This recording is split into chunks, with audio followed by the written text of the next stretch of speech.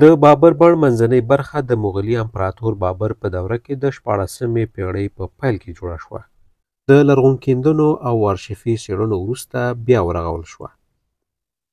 په دغه ساحو کې لرغونپوهانو یو لړ لرغونکیندنې پیل کړې وې چې په پایله کې دا څرګنده شوې وه چې د مغولو لخوا په دې ځای کې د روانو اوبو ویالې او ډنډونه جوړ شوي وو.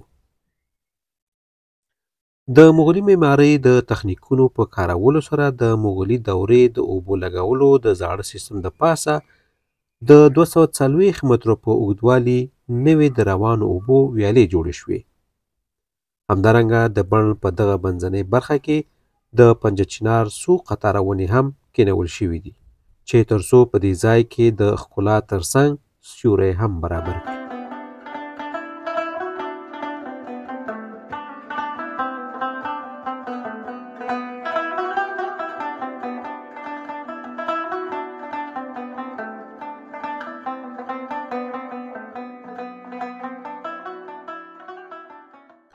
په بڼ کې پاولیون ودانۍ.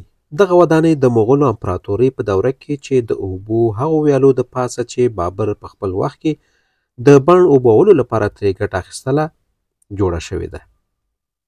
مخکې له دې چې په 1913 کال کې دا بڼ د عامو خلکو پر مخ پرانیستل شي، دغه ودانۍ د شاهي دربار د میلمنو او طبیبانو د هستوګنځي په توګه ترې ګټه اخیستل کېدله. دغه ودانۍ د وخت په تېرېدو سره خورا ډېر بدلون وموند، خو سره له دې هم اصلي چت یې چې په فلزي تختو پوښل شوی دی او د هغه زمانې د شاهي ماڼیو نښه وه، لا تراوسه ساتل شوې ده. د هېواد په تنظیمي جګړو کې دغې ودانۍ هم د نورو ودانیو په څېر زیان ولید او ویجاړه شوه، چې وروسته بیا په 2003 او 2005 میلادي کلونو کې د بیا رغونې چارې بشپړې شوې. دغه ودانۍ ته مخامخ په لاندې برخه کې یو 8 کونجه ډنډ شتون لري چې په 2004 میلادي کال د لرغونکیندنو په ترڅ کې راڅرګند شو، چې د معمارۍ نښې د مغولو دورې پورې تړاو لري. دا 8 کونجه ډنډ د نورو ډنډونو په څېر چې د مغولو لخوا په نورو ځایونو کې جوړ شوی ورته والی لري.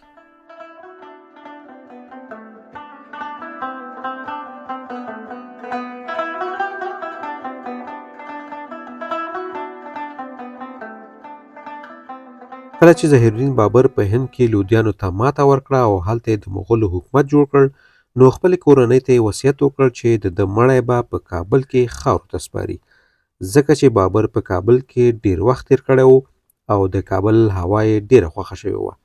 کله چې په 1513 میلادي کال کې بابر مړ شو، نو د ده 3 زامنو هندیال، همایون او کامران ترمنځ د تخت پر سر جنگ پیل شو.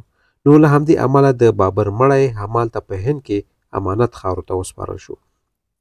کله چې د بابر زامن په خپلو منځونو کې د هندوستان د بادشاهۍ تخت په سر جګړه بوخت وو، نو د لودیانو پاتې شوني پښتانه شیرشاه سوري تر بیرغ لاندې راټول شول او هند یې له مغولو څخه ونیوه.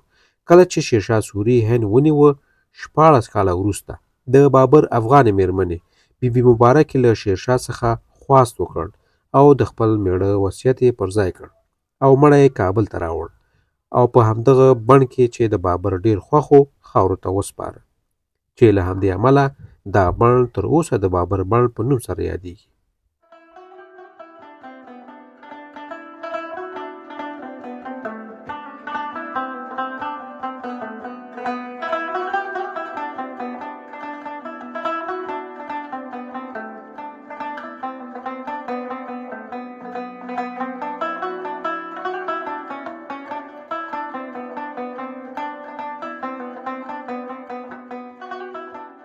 د بابر بڼ نه یوازې اوس افغانانو ته بلکې نړیوالو ته هم فرهنګي او تاریخي اهمیت او حیثیت لري او د نړۍ له هر ګوټ نه هغه سیلانیان چې غواړي د مغولو له تاریخ او مدنیت څخه ځان خبر کړي یو ځل خامخا د معلوماتو او سیل لپاره دغه بڼ ته راځي. همداراز په بڼ کې یو جومات شتون لري چې له مرمرینو ډبرو جوړ شوی دی. د خپل تاریخ ارزښت ترڅنګ اوس افغانانو لپاره ډیر اسلامي ارزښت لري. دغه جومات د کابل ښار له مهمو او تاریخي جوماتونو څخه ګڼل کیږي چې په کال 1440 میلادي کې د شاه جهان په امر دغه بڼ کې جوړ شوی دی. د یادولو وړ ده چې د تاج محل ودانۍ هم د نوموړي مغولي امپراتور لخوا جوړه شوې ده. دغه مرمرین جوړ شوی جومات د شاهجهان د بریا نښه هم ګڼل کیږي چې په کال 1440 میلادي کې د بلخ د ازبک واکمن پر وړاندې ترلاسه کړی و.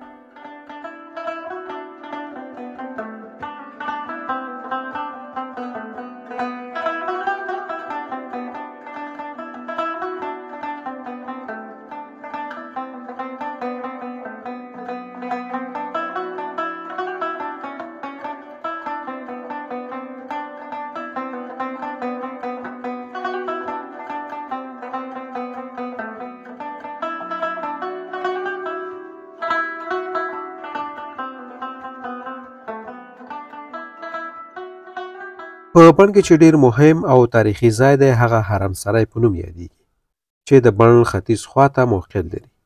دغه ماڼۍ د 19مې پیړۍ په وروستیو کلونو کې د امیر عبدالرحمن خان په وخت کې د شاهي کورنۍ او د هغو میلمنو د اوسېدو لپاره جوړه شوې وه.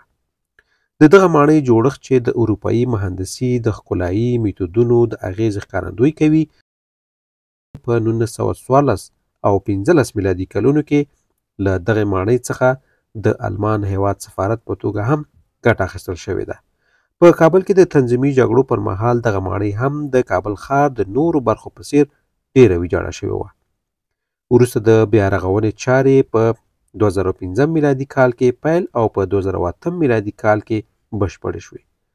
په دغه ودانۍ کې د دودیزو ټولنیزو جرګو او د نورو غونډو جوړېدلو لپاره اسانتیاوې په پام کې نیول شوي دي او له عوایدو څخه د بڼ د ساتنې او څارنې په چارو کې ترې ګټه اخیستل کیږي.